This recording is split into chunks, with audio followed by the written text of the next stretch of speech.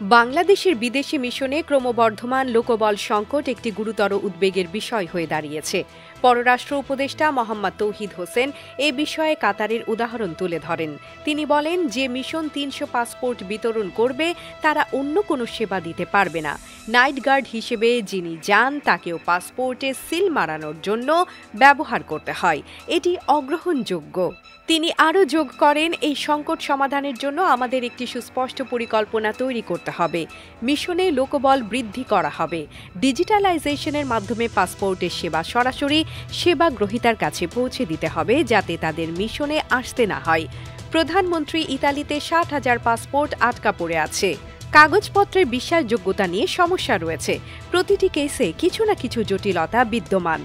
একটি দালাল সেখানে কাজ করার অনুমোদন এনে দিয়েছে, কিন্তু বাস্তবে তার অবস্থান অদৃশ্য, বলেন তিনি।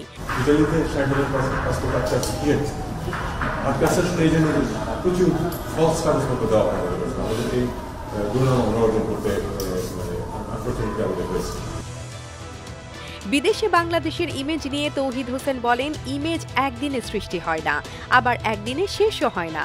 যখন ভূমধ্যসাগর পাড়ি দিতে গিয়ে আমাদের সংখ্যা সবচেয়ে বেশি হয়, তখন ভালো কথায় ইমেজ রক্ষা করা সম্ভব নয়। ইমেজ একদিনে সৃষ্টি হয় না, একদিনে শেষ হয় না। যখন এই যারা ভূমধ্যসাগর পাড়ি দিতে গিয়ে ডুবে মারা যায়, তাদের মধ্যে যখন আমাদের সংখ্যা সবচেয়ে বেশি হয়ে যায়, ইমেজ কিন্তু তখন আপনি ভালো ভালো কথা বলে রক্ষা করতে পারবেন না। দেশের মিশনগুলোতে লোকবল সংকটের এই চিত্র বাংলাদেশের জন্য একটি জাগ্রত সংকেত। সময় এসেছে কার্যকর পদক্ষেপের, অন্যথায় দেশের ইমেজের উপর এর নেতিবাচক প্রভাব পড়তে পারে। AB news desk report.